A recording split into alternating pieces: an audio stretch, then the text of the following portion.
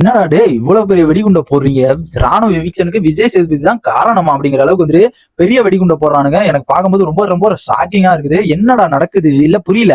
விஜய் சேதுபதி வந்துட்டு எதுக்குடா தூக்கணும் அப்படிங்கிற அளவுக்கு வந்துட்டு இப்ப பாத்தீங்கன்னா ராணுவ வந்துட்டு நேற்று எவிக்ஷன் ஆயிருந்தார்ல, அதுக்கு காரணமே வந்துட்டு விஜய் சேதுபதி தான் அப்படிங்கிற அளவுக்கு வந்துட்டு நம்ம உள்ள இருக்க டீம்ஸ் வந்துட்டு அறிவிச்சிருக்கானுங்க. அண்ட் இது எங்க போய் முடிய போகுது, லாஸ்ட் சீசன் மாதிரி இந்த ஒரு சீசன்லயே முடிச்சுட்டு போறாரா, இல்ல மீண்டும் கமல் சார் வர போறாரா, இல்ல இந்த ஒரு ராணுவ எவிக்ஷனை பார்த்ததுக்கு அப்புறம் வந்துட்டு எல்லாருமே வந்து கமல் கமல் அப்படிங்கிற மாதிரி வந்து கமல் ரீஎன்ட்ரி கொடுங்க அப்படிங்கிற அளவுக்கு வந்து எல்லாருமே வந்து கதற ஆரம்பிச்சிட்டாங்க. இப்ப இந்த நியூஸை பார்த்தாங்கன்னா கண்டிப்பா வந்து எல்லாருமே கதற ஆரம்பிச்சிருவாங்க.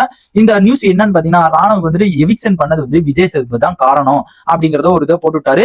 அது என்ன காரணம் என்ன டீடைல்ஸ் அப்படிங்கறத நான் இந்த வீடியோல உங்களுக்கு சொல்றேன். அண்ட் என்ன காரணம் பாக்குறோம்னா நம்ம சேனலை கொஞ்சம் சப்ஸ்கிரைப் பண்ணீங்கன்னா ரொம்ப நல்லா இருக்கும். என்னன்னு பாத்தீங்கன்னா, நம்ம ராணுவ வந்துட்டு விஷால்கிட்ட வந்துட்டு என்ன சொல்லியிருப்பாருன்னு பாத்தீங்கன்னா, சேதுபதி வந்துட்டு விஜய் சேதுபதி என்ன வந்து என்ன பேசவே விட மாட்டேங்கிறாரு, அவர் வந்து எதா இருந்தாலும் நான் திக்கிறது அந்த மாதிரி ஏதாச்சும் சொல்லி அந்த மாதிரி ஏதாச்சும் அதையே ப்ரொஜெக்ட் பண்ணி ஏதாச்சும் பண்ணிக்கிட்டே இருக்காரு, என்ன சுத்தமாவே அவர் பேச விட மாட்டேங்கிறாரு, நான் பேசுறதையும் சுத்தமா அவர் கேட்கவே மாட்டேங்கிறாரு, நான் ஏதாச்சும் சொல்லிட்டு இருந்தேன்னா டப்புன்னு அந்த இடத்துல படி நீ இப்படி சொல்லக்கூடாது நீ அப்படி சொல்லு அப்படிங்கிற மாதிரி வந்து மாத்தி விட்டுறாரு. அவர்னாலே எனக்கு வந்து அந்த இடத்துல வந்து திக்கி திக்கி பேசுற மாதிரி தான் இருக்குது அப்படிங்கிற மாதிரி அந்த ஒரு இதை வந்துட்டு சொல்லிட்டு இருந்தாரு. நம்ம விஷால்ட்ட வந்து ராணுவ வந்துட்டு சொல்லிட்டு இருந்தாரு. அவரு அந்த வீடியோ பார்த்துட்டு அதுல கடுப்பாய் தான் இந்த ஒரு எவிக்ஷன் நடந்துச்சு அப்படிங்கிற மாதிரி உள்ள இருக்க டீம்ஸ் வந்துட்டு ஒரு லீக்ஸ் வந்துட்டு சொல்லியிருக்காங்க.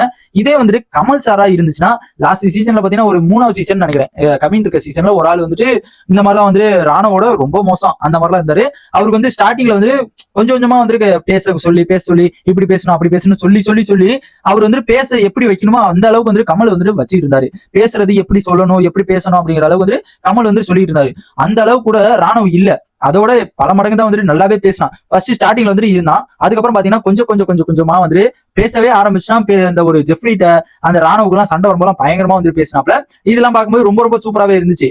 ஆனா இதை வந்துட்டு ஒரு இவனுக்கு பேசவே தெரியல, பேசவே ஒண்ணுமே புரியல அப்படிங்கிற மாதிரி இருந்து நம்ம சொல்றது ஏத்துக்க முடியாது, நம்ம புரியவும் வைக்க முடியல அப்படிங்கறனால அவனை தூக்குங்க அப்படிங்கிற அளவுக்கு வந்து தூக்கி விட்டானுங்க. இது என்ன கண்டென்ட் பாத்தீங்கன்னா, இந்த ஒரு ஹீரோ ஆகணும் நம்மளும் வந்து சேதுபதி என்ன மாதிரி வந்து பெரிய அவருக்கு மேல பெரிய ஹீரோ ஆகணும் அப்படிங்கிற அளவுக்கு வந்து விஷாலும் நம்ம ராணுவ 2 பேருமே வந்துட்டு பேசிட்டு இருந்திருப்பாங்க.